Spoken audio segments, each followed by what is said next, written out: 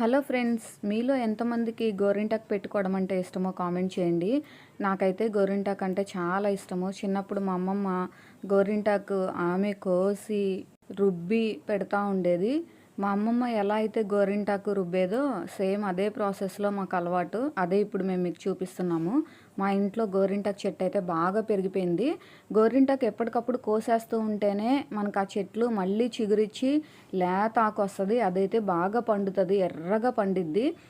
ఆషాఢ మాసం, శ్రావణ మాసంలో ఎక్కువగా అందరూ గోరింటాకు పెట్టుకుంటూ ఉంటారు కదా.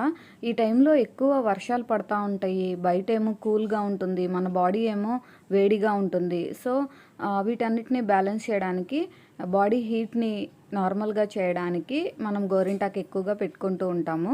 ఇంకా ఈ టైంలో వచ్చే సీజనల్ డిసీజెస్ ఎక్కువ మన మీద అటాక్ చేస్తూ ఉంటాయి కదా, వాటి నుంచి కూడా ఇది బాగా కాపాడుతుంది, అంటురోగాలు అవన్నీ రాకోకుండా.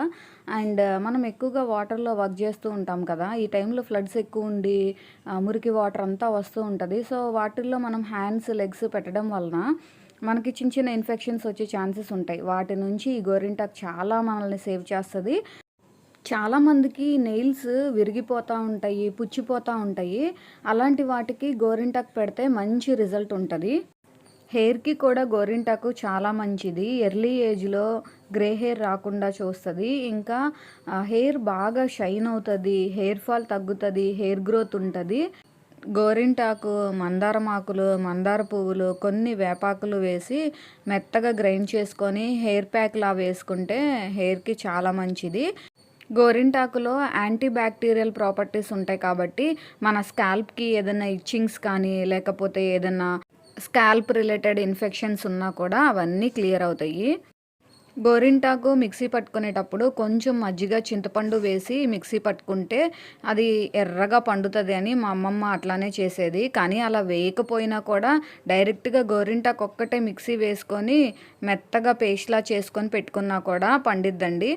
ఒక్కొక్కళ్ళ బాడీ తీరుని బట్టి ఆ కలర్ వస్తుందండి. కొంతమందికి ఆరెంజ్ కలర్లో లైట్గా పండిద్ది, కొంతమందికి బ్రౌన్ కలర్, ఇంకా డార్క్ బ్లాక్గా కూడా కన్వర్ట్ అవుతూ ఉంటుంది. అది వాళ్ళ బాడీని బట్టి డిపెండ్ అయి ఉంటుంది.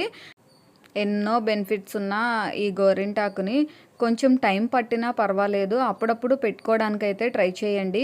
చేతులకి, కాళ్ళకి పెట్టుకుంటే ఎంత అందంగానో ఉంటుంది. అందంతో పాటు ఆరోగ్యం కూడా. ఈ వీడియో నచ్చితే లైక్ చేయండి, షేర్ చేయండి. మా ఛానల్ని సబ్స్క్రైబ్ చేయడం మాత్రం అస్సలు మర్చిపోకండి.